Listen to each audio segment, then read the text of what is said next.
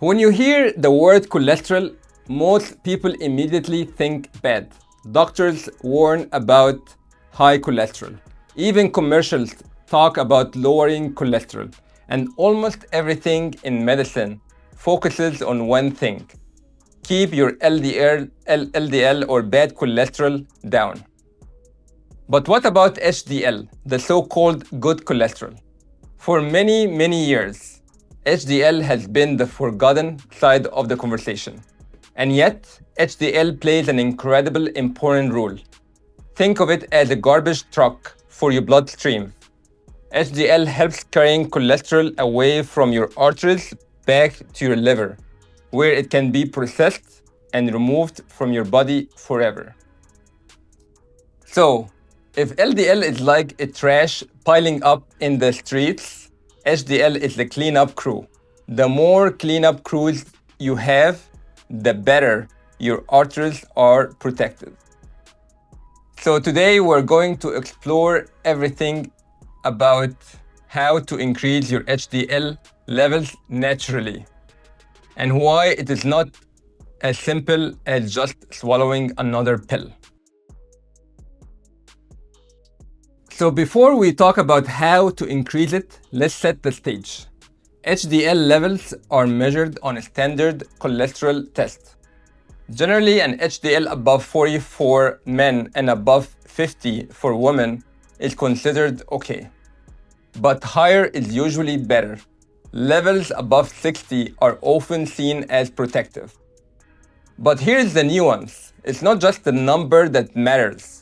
It's also how well your HDL particles function.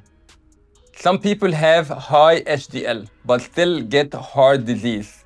You know why? Because the particles don't work properly. Others have modest HDL levels but strong protection because their HDL is highly functional. So yes, numbers matter, but what we are really after is not just more HDL, but better HDL. And the good news is the lifestyle habits that raise HDL often improve its function too. If I could give you one prescription to raise HDL, it wouldn't be a pill. It would be exercise. Aerobic activity like walking, jogging, swimming, cycling constantly raises HDL levels. But it's not just about endless cardio. High intensity interval training or HIIT can be especially powerful. Even resistant training like lifting weights helps. Think of exercise as flipping a switch in your metabolism. Your muscles become more efficient at burning fat, your insulin sensitivity improves, and your HDL rises as part of overall reset.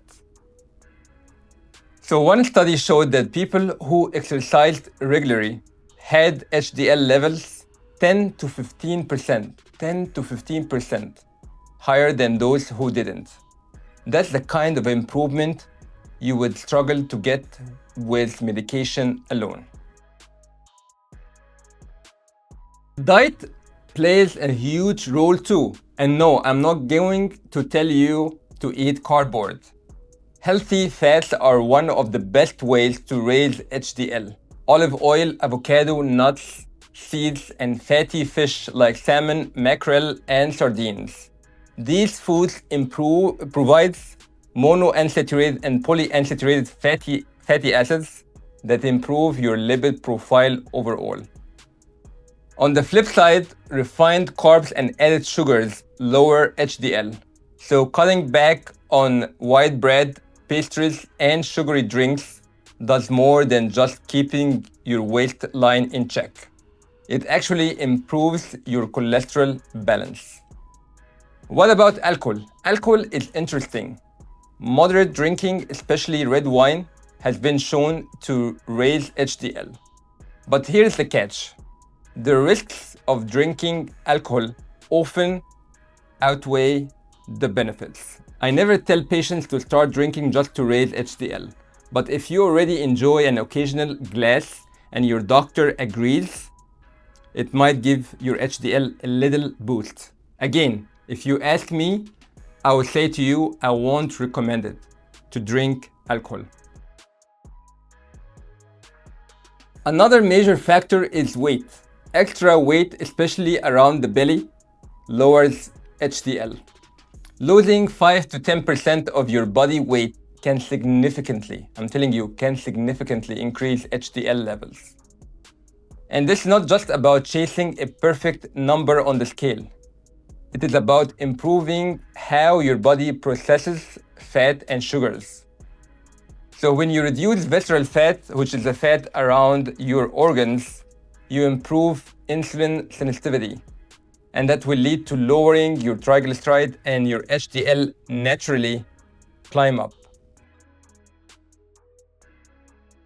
If you smoke, here's another reason to quit.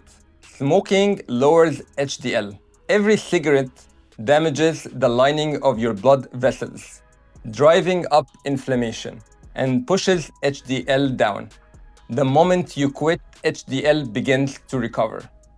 Another thing is sleep and stress and overall lifestyle also matter. Chronic stress pushes hormones like cortisol up, which can mess with your lipid profile. Poor sleep does the same. That's why holistic health, like movement, rest, nutrition, stress management, all work together to build better HDL.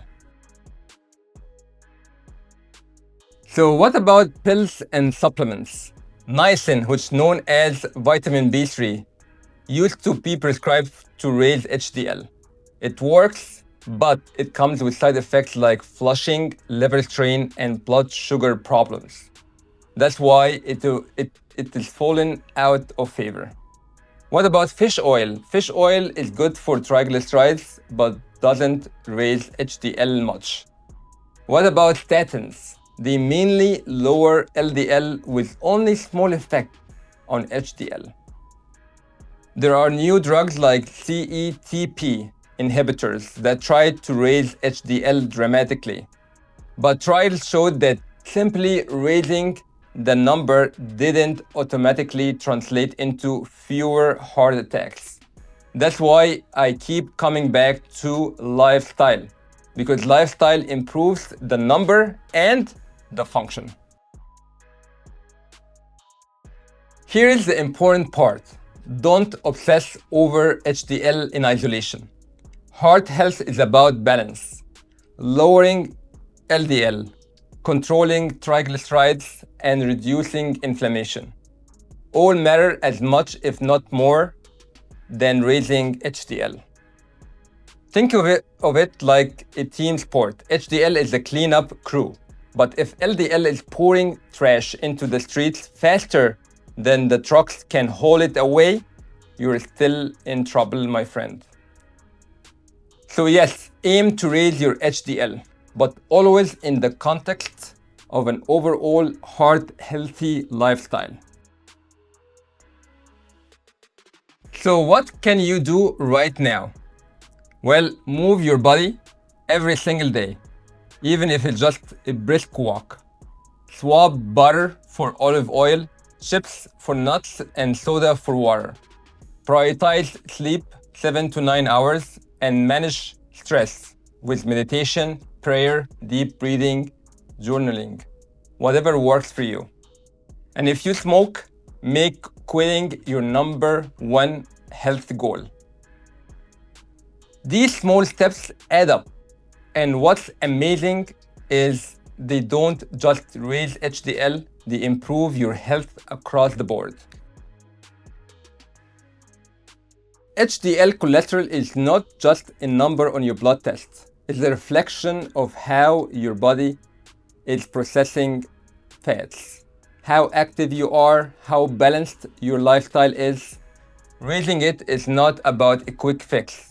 It's about consistent, smart habits that give your body the best chance to protect your heart. So don't settle for just lowering LDL. Aim to raise your HDL as well. Improve its function and build a heart that is resilient for the long run. If this video gave you clarity, hit like and subscribe and share it with someone who is trying to improve their heart health. And let me know in the comments below, what is one thing, one change you're going to make this week to boost your HDL? I'm looking forward to your comments, because small steps today can mean stronger, healthier tomorrow. Thank you and have a great day. Bye-bye.